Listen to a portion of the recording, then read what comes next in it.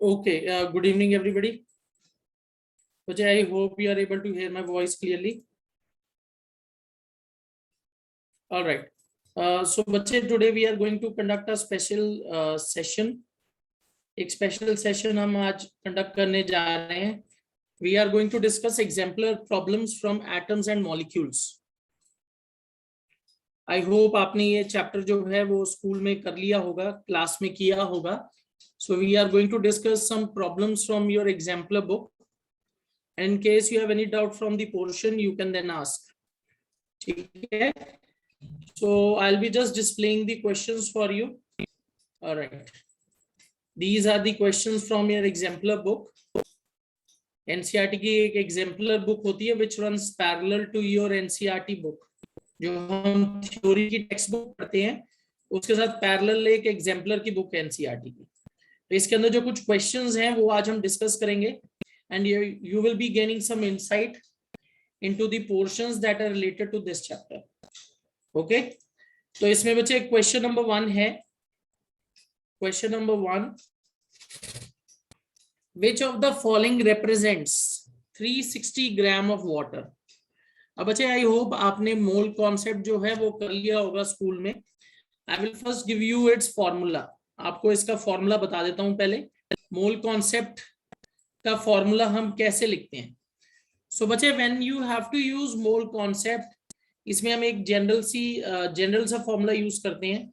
n is equal to, n is number of moles, it is equal to mass of the substance over mass of the substance over molar mass, which is further equal to number of particles over Avogadro number.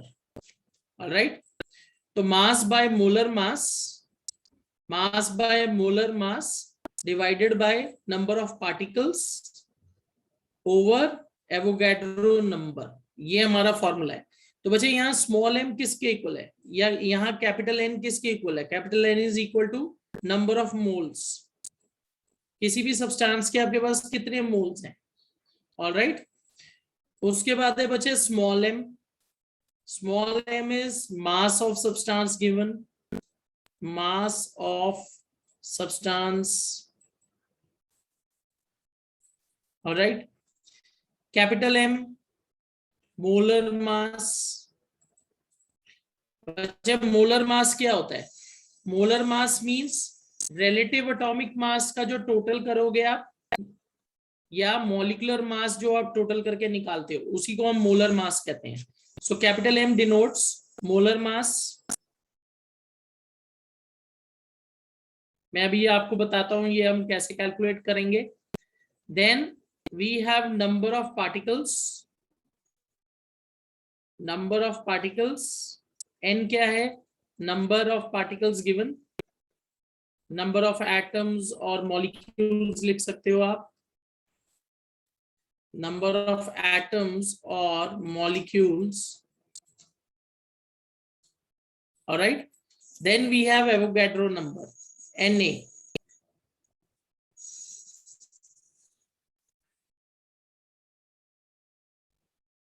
Avogadro's number. Alright, तो ये बचे आपके अलग अलग क्या हो गए जो हमने एब्रिविएशन यूज की है. स्मॉल n हो गया number of mole, small m is mass of substance, capital M is molar mass. Molar mass क्या होता है?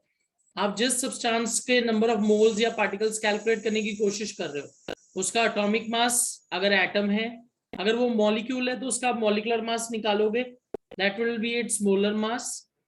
Capital N number of atoms or molecules, and Na it represents Avogadro number. अब अच्छे Avogadro number किसके equal होता है?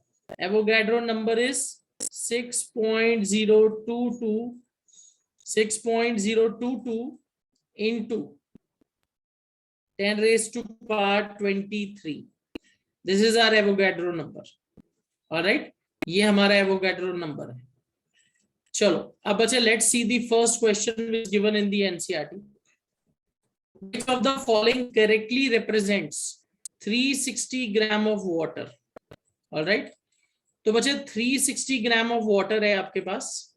You have 360 grams of water. Alright, तो बच्चे यहाँ मास गिवन कितना है वाटर का? Mass given is 360, mass given is 360 gram of water H2O, alright. अब बच्चे वाटर का आपको मोलर मास निकालना है, तो मोलर मास हम कैसे निकालेंगे? वाटर का आप मॉलिक्यूलर मास निकाल लो। सो मोलर मास किसके इक्वल होगा? इसके मॉलिक्यूलर मास के इक्वल। ऑक्सीजन का बच्चे कितना होता है relative atomic mass? 16U। And hydrogen का रिलेटिव एटॉमिक मास कितना होता है? 1U। तो बच्चे if I look at the formula, it is H2O, तो आप क्या करोगे? हाइड्रोजन का 2 और ऑक्सीजन का 16, तो that would be equal to 18। Molecular mass of water is 18U। और मोलर मास हम क्या करेंगे? बस आपको बचे जो मॉलिक्यूलर मास है उसको U को हटा के ग्राम पर मोल करना है, तो मोलर मास बन गया 18 gram per mole. Molar mass is equal to 18 gram per mole, which is equal to molecular mass of water. तो मोलर मास क्या होता है? जो भी आपका एटॉमिक मास है या जो आपका मॉलिक्यूलर मास है, ऑलराइट, उसको आप क्या करोगे? आप क्या करोगे उसको? You will convert it into 18 gram per mole, alright. चलो, तो बच्चे लेट्स ट्राई टू कैलकुलेट कि कैसे हम निकालेंगे।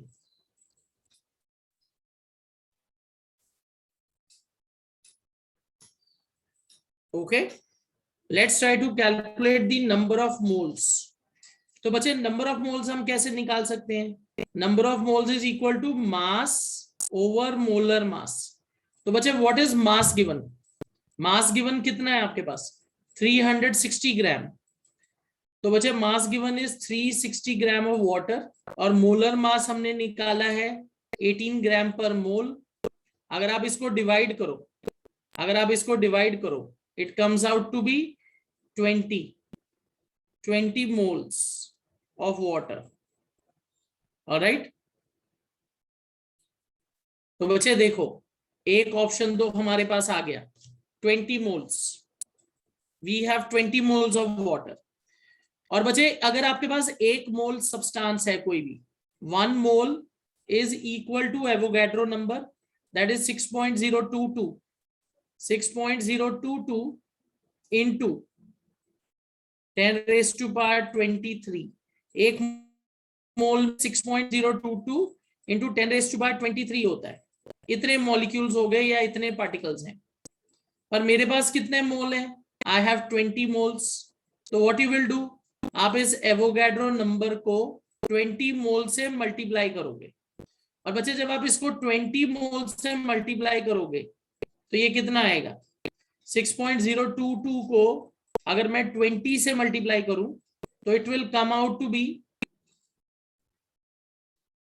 if I am not mistaken, 120.44,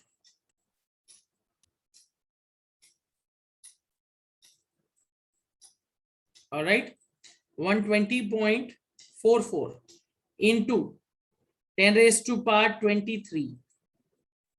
अब बच्चे आपको ये डेसिमल शिफ्ट करना है, स्टैंडर्ड फॉर्म में आंसर लिखने हैं, तो it will be shifted here. तो जब आप इसको 2 डेसिमल प्लेसेस को शिफ्ट करोगे, it will come out to be 10 raised to power 25, alright. तो सेकेंड एंड फोर्थ ऑप्शन आपका करेक्ट है, विच रिप्रेजेंट्स 360 ग्राम। अब अच्छा, this is just representing 1 mole, ये तो 1 मोल को रिप्रेजेंट कर रहा है, और ऊपर वाला आंसर भी गलत है। तो what is the correct option, second and fourth? तो बच्चे जो आप ऑप्शन पिक करोगे, it would be D. 20 moles of water, 360 gram of water क्या रिप्रेजेंट करता है? It represents 20 mole of water, और इस 20 मोल को अगर मैं एवोगैड्रो नंबर से मल्टीप्लाई करूं, ऑलराइट, तो it would be equal to 1.2044 into 10 raised to power 25 molecules of water। ठीक है, I hope that is clear to everybody. हाँ जी Keshav, What are moles? what are moles? All right, बच्चे मुझे ऐसा लग रहा है कि आपने फिर ये चैप्टर अभी पढ़ा नहीं है. What do we understand by the term mole? मोल क्या होता है बच्चे? देखो, जैसे हम बहुत सारे स्पेसिफिक क्वांटिटीज यूज करते हैं. For example, I say 1 dozen. What does 1 dozen represent? It represents 12. It can be 12 balls, 12 pens, okay, 12 apples and so on. एक टर्म हम और यूज करते हैं बच्चे, 1 score. 1 score is equal to 20. It is a fixed quantity. Similarly बच्चे हम chemistry में term use करते हैं 1 mole. What is a mole? 1 mole is बच्चे any quantity of substance जिसके अंदर एग्जैक्टली 6.022 into 10⁻23 पार्टिकल्स होंगे.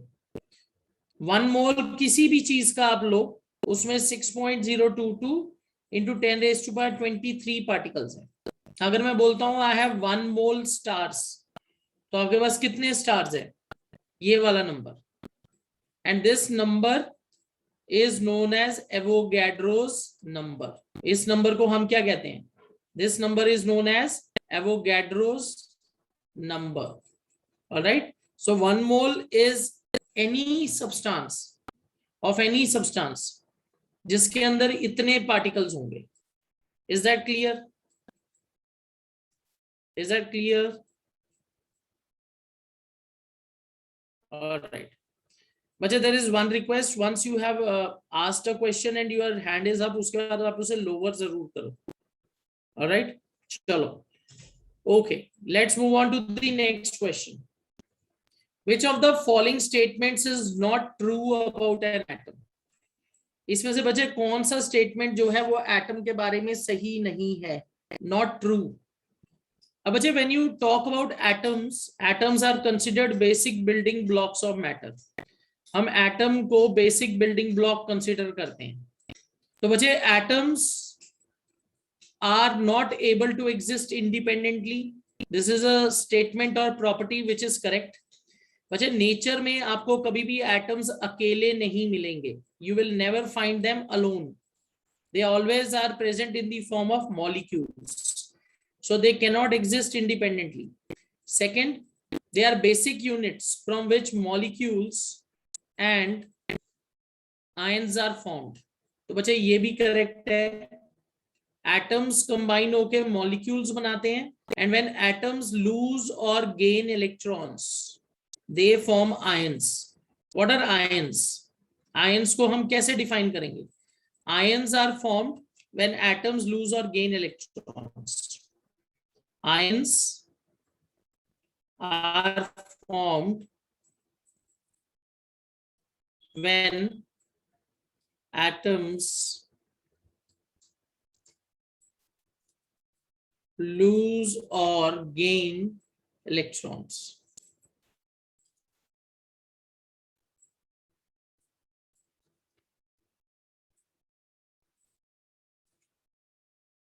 ऑलराइट, तो इसमें एक बहुत सिंपल फंडा है. अगर बच्चे कोई भी atom, if there is any atom which gains electrons, तो उस पे क्या चार्ज डेवलप होगा? व्हेन एटम्स गेन इलेक्ट्रॉन्स, उस पे कौन सा चार्ज डेवलप होगा? It will develop negative charge. When atoms gain electrons, तो उन पे कौन सा चार्ज डेवलप होगा? Negative. But if atoms lose electrons, if atoms lose electrons, they will form positive charged ions. तो बच्चे हम ions को भी दो कैटेगरीज में मेजरली डिवाइड करते हैं. One is cations. Cations are positively charged ions. Cations are positively charged ions. और ये फॉर्म कब होते हैं? किससे फॉर्म होते हैं? when atoms lose electrons.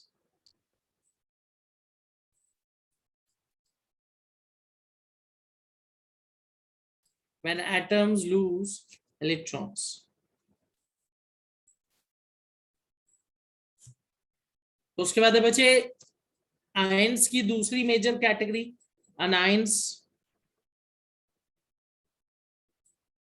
अगर आप बच्चे अनाइंस की बात करते हो, they are negatively charge ions, anions are negatively charged.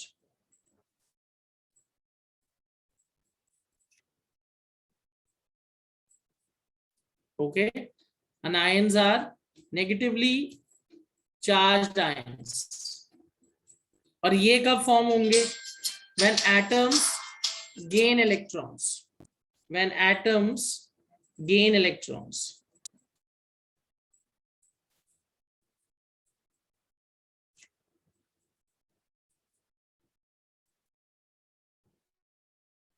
All right, so cations, they are positively charged ions.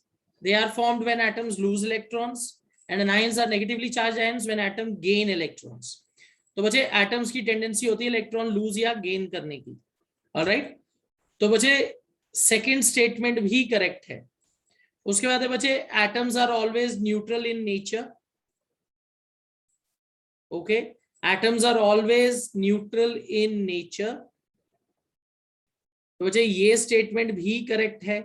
अगर आप एटम को देखोगे तो number of protons and electrons, it is always equal to each other in an atom. Proton और electron का number हमेशा एक दूसरे के इक्वल होता है. ओके, फिर बचे obviously fourth statement is not true. हमें इसमें एक गलत स्टेटमेंट पिक करना है. तो बचे डी ऑप्शन ही बचा है और वही गलत है. Atoms aggregate in large numbers to form the matter that we can see, feel or touch. We need to understand बचे एटम्स जो हैं वो ग्रुप होते हैं एक दूसरे के साथ. ऑलराइट, पर यहां लार्ज नंबर्स लिखा है तो उसमें थोड़ी सी गड़बड़ है. It is always not true. Atoms के बचे कई बहुत सारे बड़े मॉलिक्यूल्स बनते हैं जिसमें एक ही मॉलिक्यूल में बहुत सारे एटम्स हैं. पर कई बार ऐसा भी होता है कि उनका जो नंबर है एटम्स का मॉलिक्यूल के अंदर, that is less also. So they always do not aggregate or combine together in large numbers. They can also combine in small numbers. Alright, तो बच्चे यहाँ जो ऑप्शन डी है, यहाँ जो ऑप्शन डी है that is wrong. Option D is wrong. Alright, और हमें इस क्वेश्चन में गलत स्टेटमेंट ही पिक करना था. ठीक है बच्चे, इज इट क्लियर? समझ आ गया सबको? First three statements are true, fourth statement is wrong. उसके बाद है बच्चे question number 3, chemical symbol for nitrogen gas. Alright, तो बच्चे इस क्वेश्चन में थोड़ी सी कंफ्यूजन हो सकती है क्योंकि यहां नाइट्रोजन गैस लिखा हुआ है. ऑलराइट, क्योंकि नाइट्रोजन गैस बोला हुआ है तो हमारे दिमाग में ये बात आती है we are talking about element, है ना. तो एलिमेंट का सिंबल तो N है. ऑलराइट, पर बच्चे जब हम नाइट्रोजन गैस बोल रहे हैं तो that means we are talking about N2 molecule. तो ये क्वेश्चन थोड़ा सा गलत है. इसको सही करने के लिए हम यहां लिख सकते हैं the chemical formula. The chemical formula of nitrogen gas is, तो बच्चे इसका आंसर क्या हो जाएगा? N2. अगर आपने केमिकल सिंबल ही लिखना है तो फिर बच्चे यहां गैस नहीं आएगा. The chemical symbol for nitrogen is N. तो इस क्वेश्चन में थोड़ी गड़बड़ है. अगर केमिकल फॉर्मूला है तो आप नाइट्रोजन गैस का केमिकल फॉर्मूला पूछ रहे हो, दैट इज N2. पर अगर नाइट्रोजन का आपको सिंबल ही चाहिए तो you can not write gas with it, you will simply write nitrogen. तो it will be capital N. Alright, is this clear everybody? Nitrogen gas तो फिर मॉलिक्यूलर फॉर्म में मिलेगी तो हमें तो N2 गैस लिखना पड़ेगा. तो ज्यादा बेटर होता अगर इसको बोला जाता chemical formula, not symbol. Alright, उसके बाद है question number 4, chemical symbol for sodium. तो बच्चे इसका आंसर हो गया नेट Na. Can anybody tell me ये Na सिंबल कहां से आया? सोडियम SO है, लैटिन किस वर्ड से डिराइव हुआ है ये? Alright, it is derive from Latin word. Okay, very good. Natrium. Alright, very good. तो बच्चे इसका आंसर क्या हो गया? Natrium. Very good Bhavya. Natrium. Okay, तो बच्चे इसको डिराइव कहां से किया गया है? Latin word, Latin term natrium. Okay, तो natrium is the Latin word जहां से इस सिंबल को डिराइव किया गया है। ऑलराइट, उसके बाद है बच्चे which of the following would way the highest. Okay, again a question based on mole concept. तो बच्चे यहाँ आपको C12H22O11 दिया हुआ है। अगर मैं फॉर्मूला लिखूं, number of mole is equal to mass by molar mass, तो आपको मास बताना है। तो इसका फॉर्मूला क्या बन जाएगा? Mass would be equal to number of mole into molar mass. तो बच्चे अगर आप C12H22O11 का मोलर मास निकालो, कार्बन का एटॉमिक मास होता है 12U, हाइड्रोजन का 1U and oxygen is 16U molecular mass.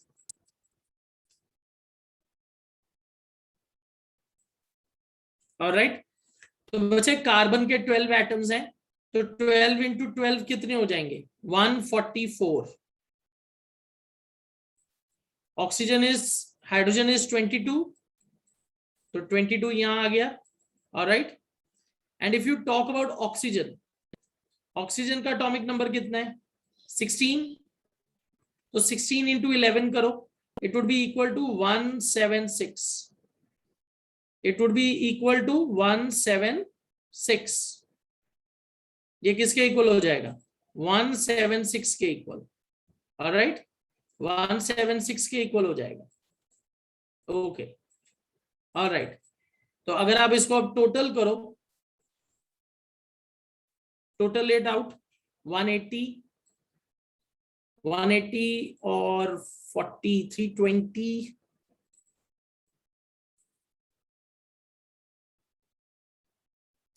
Okay 342 if I am not wrong. एक बार चेक करिए, molecular mass of okay sucrose cane sugar 342U।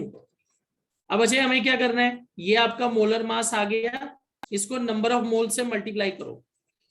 तो बच्चे अगर आप इसे नंबर ऑफ मोल से मल्टीप्लाई करोगे तो it would be equal to 342.2 है, तो 0.2 मोल्स में से डेसिमल हटा दो, नीचे 10 आ जाएगा, तो 34.2 दैट इज इक्वल टू 64.4। तो यहां आपके पास कितना मास है इसका? 64.4। इट इज इक्वल टू 64.4, इतना मास बन गया।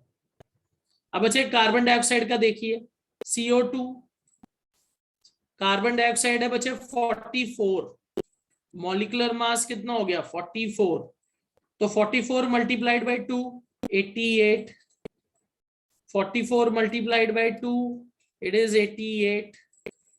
ऑलराइट, उसके बाद बचे कैल्शियम कार्बोनेट, देखो CaCO3, कैल्शियम इज 40, कैल्शियम का एटॉमिक मास कितना है?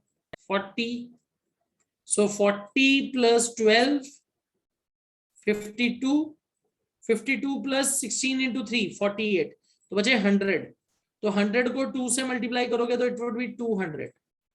जो भी आपका मॉलिक्यूलर मास आएगा, जो भी आपका मॉलिक्यूलर मास आएगा उसको मोलर मास में कन्वर्ट करके आप नंबर ऑफ मोल से मल्टीप्लाई करोगे।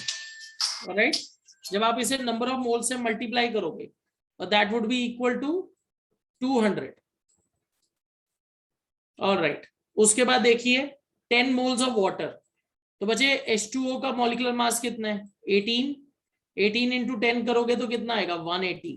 तो बचे यहाँ क्लियरली पता चल रहा है कि किसका सबसे ज्यादा मास है, तो इसका ऑप्शन क्या होगा? Option is C, correct option is C. 2 moles of calcium carbonate, एक मोल का मास है 100U, तो 2 मोल्स का कितना हो गया? 200 ग्राम। अगर आप मॉलिक्यूलर मास को मोलर मास में कन्वर्ट करके उसे नंबर ऑफ मोल से मल्टीप्लाई करो that would be equal to 200। ठीक है बच्चे, इज दिस क्लियर? समझ आ गया सबको?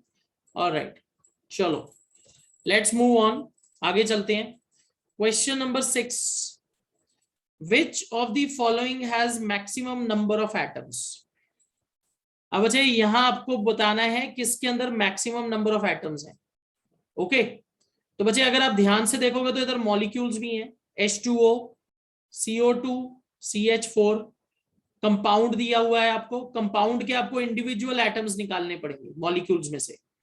तो हमें क्या करना है, सबसे पहले नंबर ऑफ मोल्स फाइंड करो। नंबर ऑफ मोल्स फाइंड करो, उससे आइडिया होगा किसके अंदर ज्यादा एटम्स है।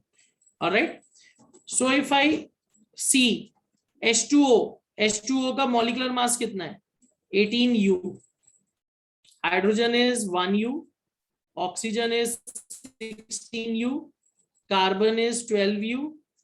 ठीक है, तो उस हिसाब से अगर मैं देखूं तो H2O का मॉलिक्यूलर मास हो गया 18U। ऑलराइट, और उसका आपको मास दिया हुआ है 18 ग्राम। तो बच्चे आपके पास कितने मोल वाटर है, number of mole is equal to mass over molar mass, that's equal to 1 mole. 1 mole of H2O, आपके पास 1 मोल H2O है। अब बच्चे उस 1 मोल के अंदर 2 moles hydrogen atom and 1 mole oxygen atom है। तो इन 1 mole of water molecules you have 3 moles of atoms. 1 mole water के अंदर आपके पास 3 मोल एटम्स हैं। कैसे, क्योंकि 1 मोल अगर आप वाटर मॉलिक्यूल लोगे, अगर आप 1 मोल वाटर मॉलिक्यूल लोगे तो उसके अंदर 2 मोल्स हाइड्रोजन एटम के निकलेंगे और 1 मोल ऑक्सीजन एटम के निकलेंगे। तो अगर आप उसका टोटल देखें that's equal to 3 moles. Alright, तो यहां 3 मोल्स है। Second is 18 gram of oxygen. ये तो बच्चे बहुत ही कम हो जाएगा, क्योंकि ऑक्सीजन का जो मॉलिक्यूलर मास है 32 है। तो 18 the mass given divided by 32। तो बच्चे ये तो कम हो गया, तो बी ऑप्शन तो आप एलिमिनेट कर सकते हो। उसके बाद सी ऑप्शन देखिए, CO2 बचे 44, 18 डिवाइडेड बाय 44, ये भी कम है। अब डी ऑप्शन देखिए, CH4, it is 16U, 12 plus 4 16। तो अगर बचे आप 18 को 12 से डिवाइड करोगे तो ये 1 पॉइंट कुछ आ जाएगा। और बच्चे इसके अंदर ध्यान से देखिए 5 एटम है, तो बच्चे 5 मोल्स। अगर 1 मोल होगा तो उसमें 5 मोल है, तो आपका आंसर तो 1 पॉइंट कुछ आ रहा है। तो बच्चे ऑब्वियसली सबसे ज्यादा किसके अंदर होंगे, डी के अंदर। 18 gram of methane, 18 gram of methane का सबसे ज्यादा मोल्स बन रहे हैं और उसके मॉलिक्यूल में भी सबसे ज्यादा एटम्स है। तो सबसे ज्यादा मोल्स ऑफ एटम्स किस में निकलेंगे, डी ऑप्शन। ठीक है, सबसे ज्यादा मोल्स ऑफ एटम्स किस में निकलेंगे, डी ऑप्शन में। Alright, that is absolutely right. चलो आगे चलते हैं। Which of the following contains maximum number of molecules. बच्चे जैसे हमने क्वेश्चन नंबर 6 किया है वैसे ही सेम ये क्वेश्चन करना है, पर यहाँ मास गिवन बहुत कम है, 1 ग्राम। तो बच्चे सबसे पहले देखते हैं कार्बन डाइऑक्साइड के अंदर कितने मोल्स हैं।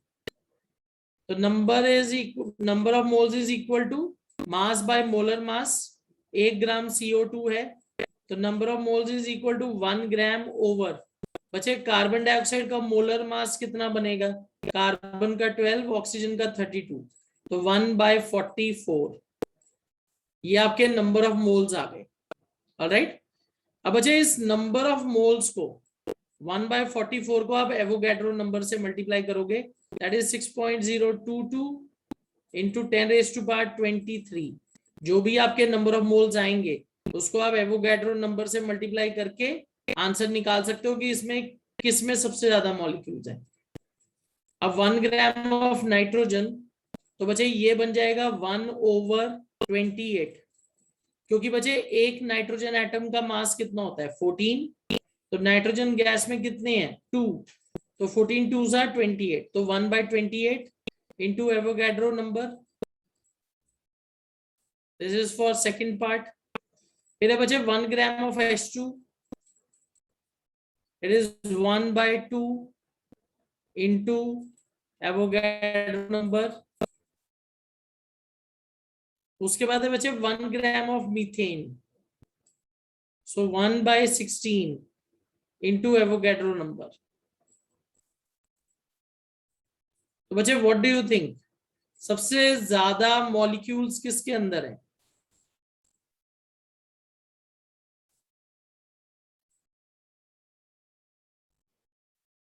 तो बच्चे इसका सही ऑप्शन है सी, 1 gram of hydrogen has maximum number of molecules, क्योंकि बच्चे सबसे ज्यादा मोल भी उसी के बन रहे हैं 0.5। ठीक है, इज दिस क्लियर? सबको समझ आ गया? ऑलराइट, ठीक है, चलो अगले क्वेश्चन पे चलते हैं बच्चे। You have to find mass of one atom of oxygen. Okay, atom के एक, जो ऑक्सीजन का एक एटम है उसका मास निकालना है। तो बच्चे how will you find absolute mass of one oxygen atom? ये क्वेश्चन देखने में टफ लगता है पर है इजी। बच्चे यहाँ नंबर ऑफ एटम कितना दिया हुआ है? 1। इसका रिलेटिव एटॉमिक मास कितना है? 16U। ऑलराइट, एवोगैड्रो नंबर हमें पता है 6.022 10⁻23। मास फाइंड करना है आपने एक एटम का। तो बच्चे इसका आंसर क्या है, कैसे निकलेगा? Mass by molar mass is equal to n over Avogadro number. तो बच्चे n की वैल्यू तो 1 है, एवोगैड्रो नंबर हमें पता है, मोलर मास हमें पता है, तो m निकालना है। तो small m, mass of one oxygen atom, that is equal to 16 into 1 over 6.022 into 10⁻23। ये बच्चे एक ऑक्सीजन एटम का मास है।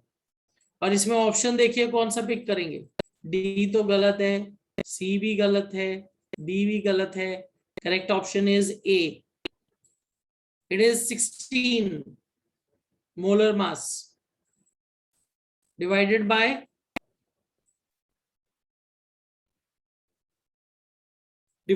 Bye Avogadro's number.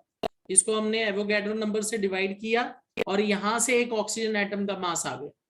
ठीक है बच्चे, क्लियर एवरीबॉडी?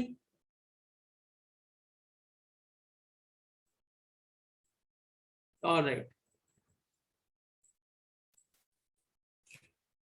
उसके बाद है बच्चे next question. 3.42 gram of sucrose are dissolved in 18 gram of water in a beaker. The number of oxygen atoms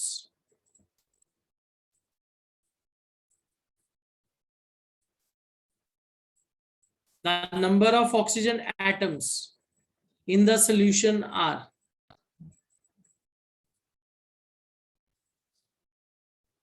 alright, तो बच्चे इसके अंदर आपको क्या करना पड़ेगा? इंडिविजुअल नंबर ऑफ पार्टिकल्स निकाल के फिर टोटल करना पड़ेगा। तो बच्चे इफ यू रिमेंबर, हमने अभी सुक्रोज का पीछे मोलर मास निकाला था 342। सुक्रोज का मोलर मास ये देखिए 342। ऑलराइट, तो हम इसको यूज करेंगे वैल्यू को। हमारे पास जो मास गिवन है इस क्वेश्चन में सुक्रोज का 3.42 है, तो number of moles is equal to mass by molar mass. Sucrose का मास कितना दिया हुआ है? 3.42। अब बच्चे उसका मोलर मास, एक मोल का मास कितना बनता है? 342। तो बच्चे नंबर ऑफ मोल्स इसके कितने बन गए?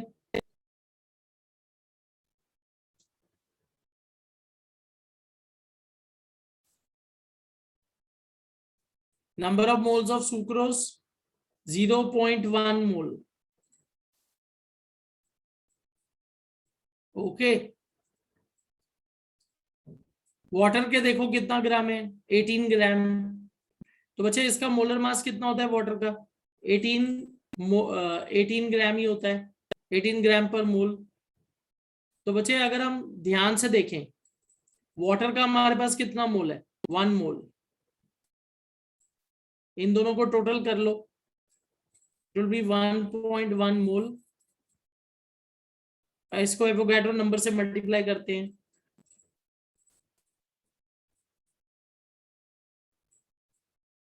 ऑलराइट, तो बच्चे जब आप इसको एवोगैड्रो नंबर से मल्टीप्लाई करोगे तो कितना आंसर आएगा आपका? Any guesses? 1.1 into 6.022.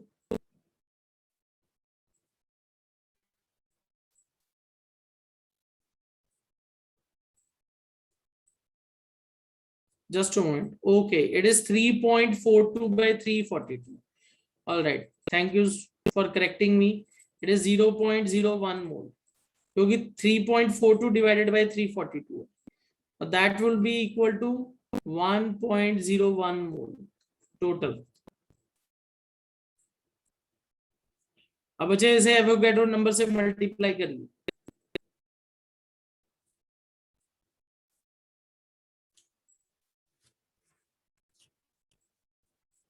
6.68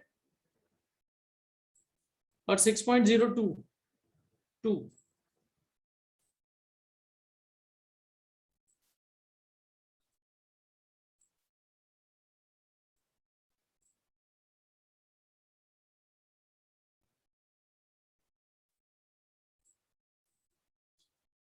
मुझे कितना आंसर आएगा? डी और सी?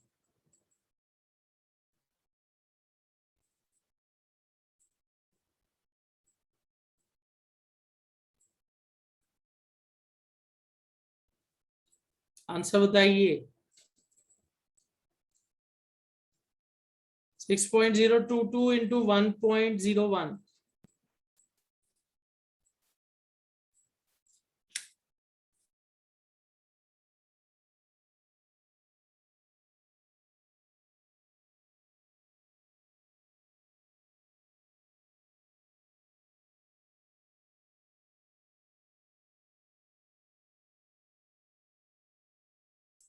सी 6.022 into 10 raised to power 23।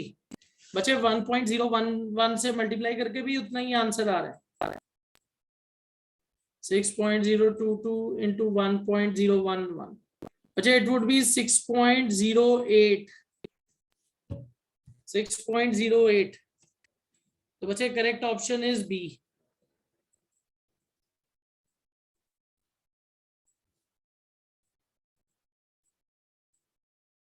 पर गड़बड़ ये है कि इधर 10 raised to power 22 बोला गया।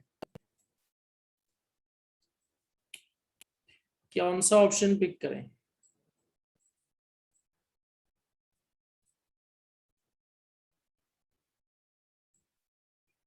सी ऑप्शन, क्योंकि अगर मैं 6.68 देखता हूं तो ये तो ओके।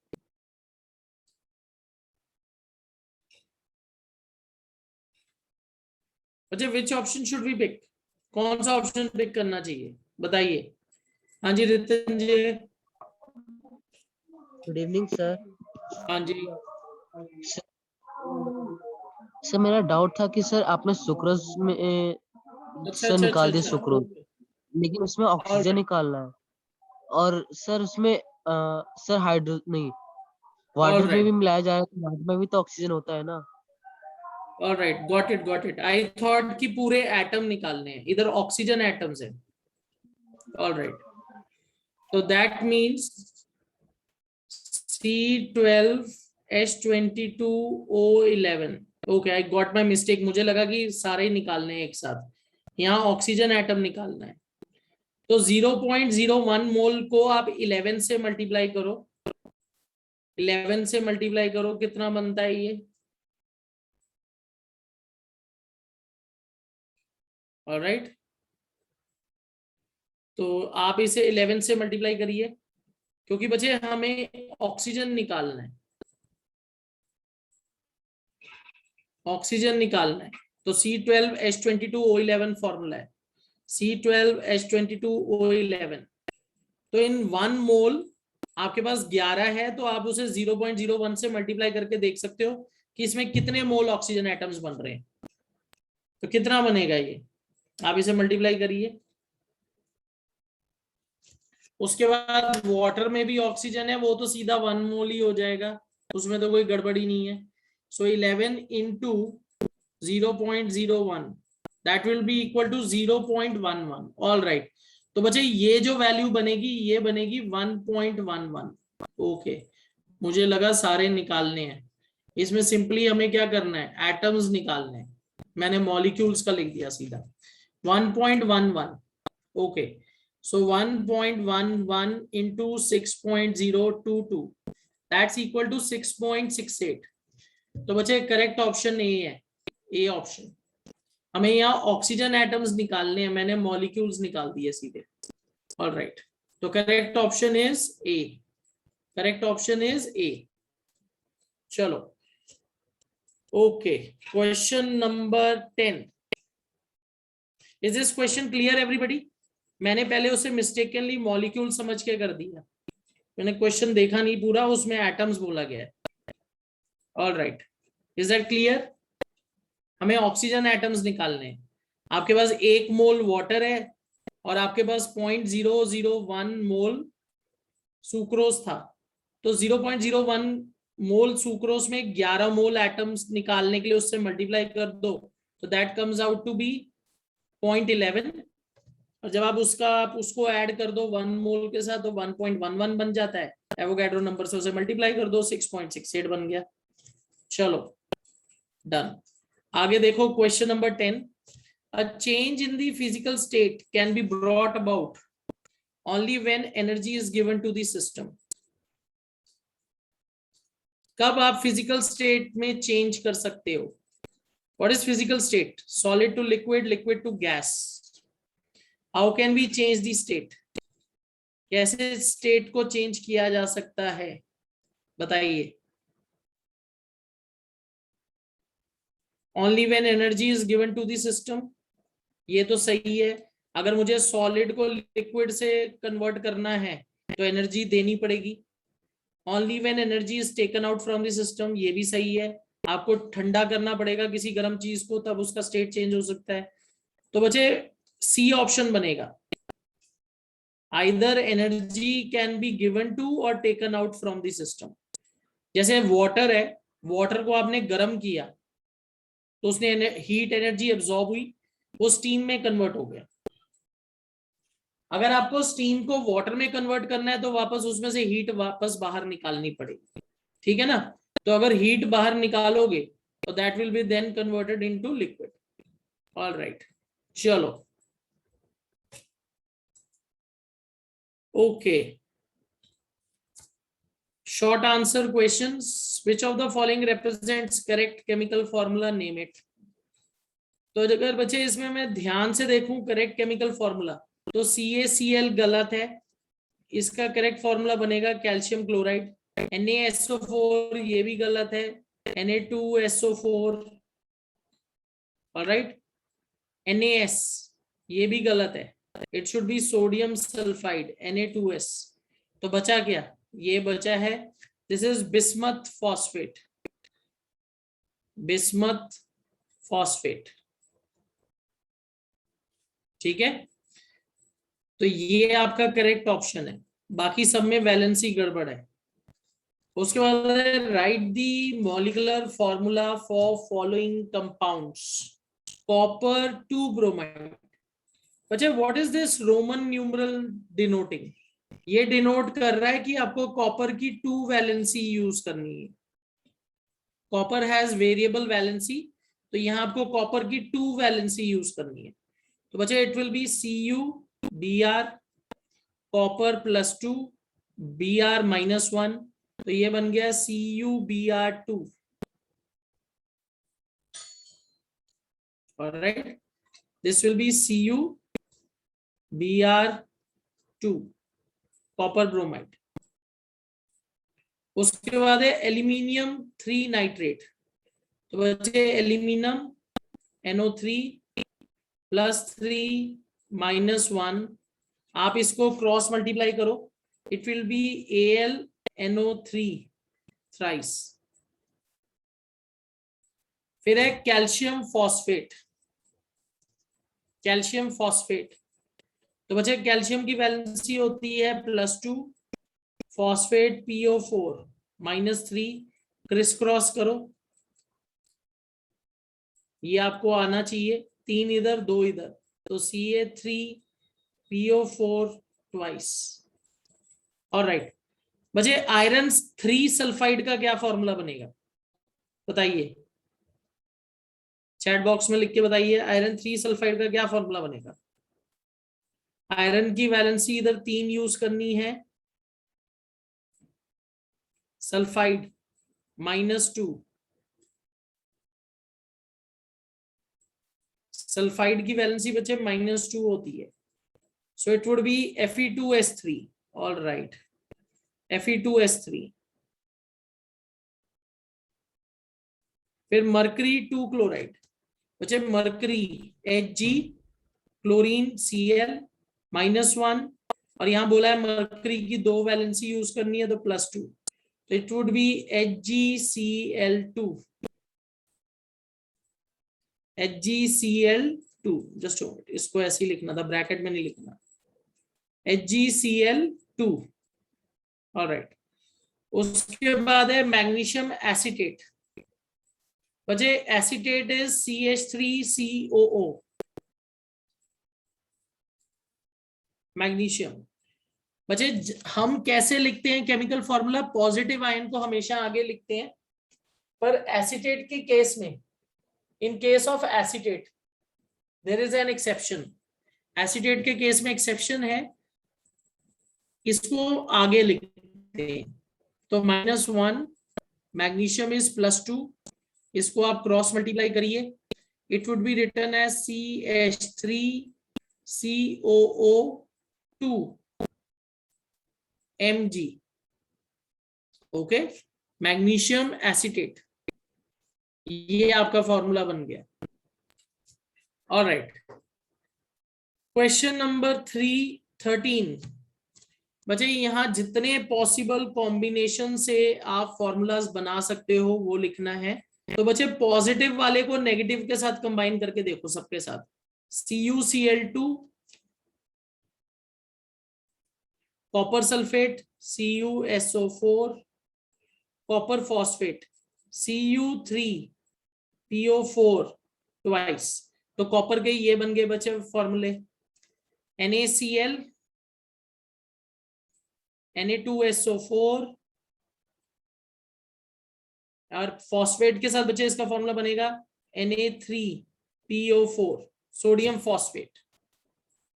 फिर उसके बाद बच्चे आयरन के साथ FeCl3,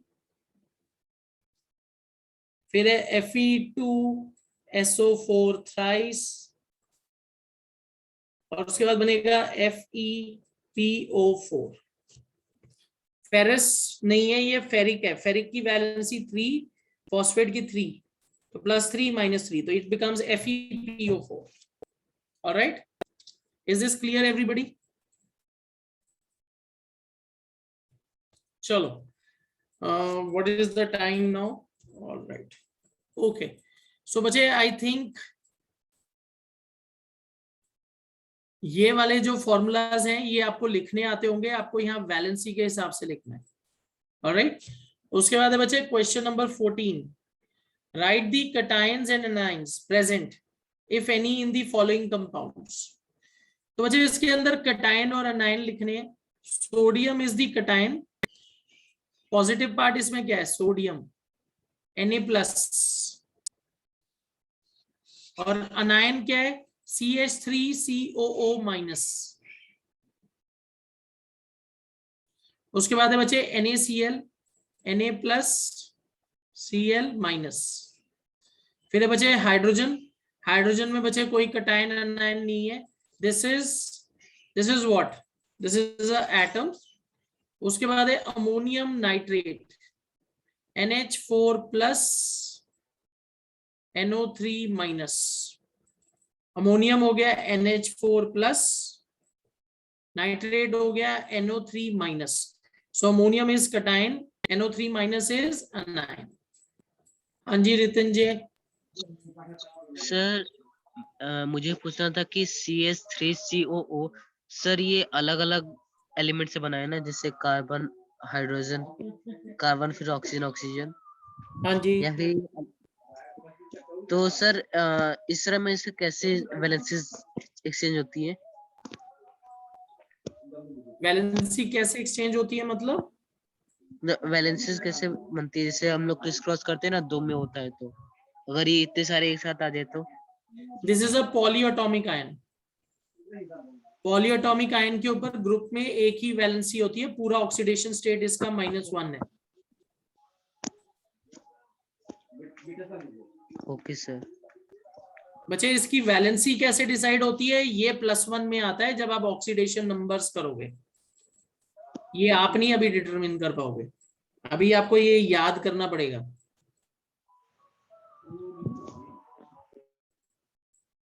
आप यहाँ ऑक्सीडेशन नंबर्स जो है कैसे निकलते हैं वो आप नहीं अभी डिटरमिन कर पाओगे, वो +1 में आता है ऑक्सीडेशन स्टेट के हिसाब से। आई होप दैट इज क्लियर।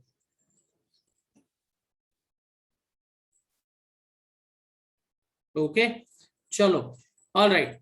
तो बच्चे आज हम यही रुकने जा रहे हैं। आई होप आपको ये सेशन पसंद आया होगा। इसमें अभी भी बहुत सारे क्वेश्चंस हैं। It is a very important chapter. Olympiad view से भी बहुत इंपॉर्टेंट चैप्टर है, क्योंकि इसके अंदर मोल कॉन्सेप्ट है।